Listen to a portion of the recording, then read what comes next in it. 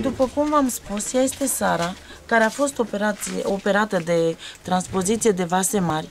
Nu i s-a făcut operația completă, doar a ajutat-o printr-un swelling, sperând că inima ei să fie oxigenată și plămând, ca prin ceea ce i s-a făcut, ea să poată să îi se oxigeneze corpul, ca să poată să trăiască, ca corpul ei să reacționeze normal. De la operație a avut 7,4 kg, acum are 9 kg. Uite-te aici, Sara. Acum are 9 kg. Asta e un semn bun, fiindcă a luat în greutate și mulțumim lui Dumnezeu că a făcut ca lucrurile astea, ca ea să ia în greutate. Aș vrea acum, prin bunăvoința dumneavoastră, și vă invit în umila mea căsuță, nu ca fapt, pentru că noi ne dăm silința ca copiii noștri să aibă ceea ce are nevoie. Nu putem să oferim lux, pentru că dintr-un singur salariu noi nu putem decât să oferim strictul necesar, mâncare, hrană, copiii să meargă la școală și cam atât. Aici este casa unde Sara locuiește. O să mergem în camera copiilor. Știu că poate o să vi se pară puțin cam... Nu este o casă luxoasă. Avem o casă cu 2 camere. Aici este una dintre camere. Nu știu dacă... Stați, îmi cer scuze. Aici e una dintre camere. Aici trebuia să mai fie încă un pat. L-am dat afară pentru că nu mai se putea locui în el și vreau să optez acum pentru paturi suprapuse ca fetele să doarmă 2 jos și 2 sus, pentru că nu avem posibilitate să mai facem alte camere, pentru că timp de 2 ani și ceva de zile tot ce am strâns am mers prin spitale, am mers pe medicamente și nu mai banii pe drum, pe transport, pe mașini. Cred că dacă s-ar strânge, cred că aș face încă o casă.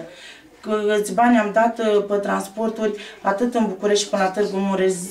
Zeci de drumuri s-a făcut la Târgu Mureș în 2 ani. Zeci de drumuri s-au făcut la București pentru tot felul de comisii.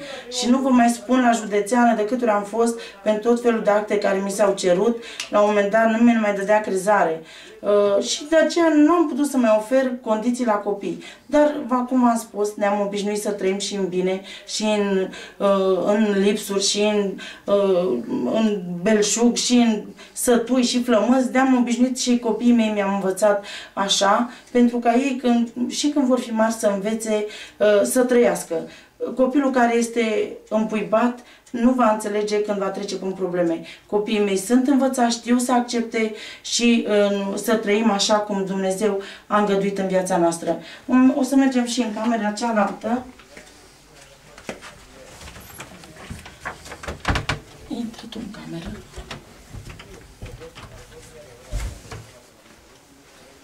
Aici este camera la băieți.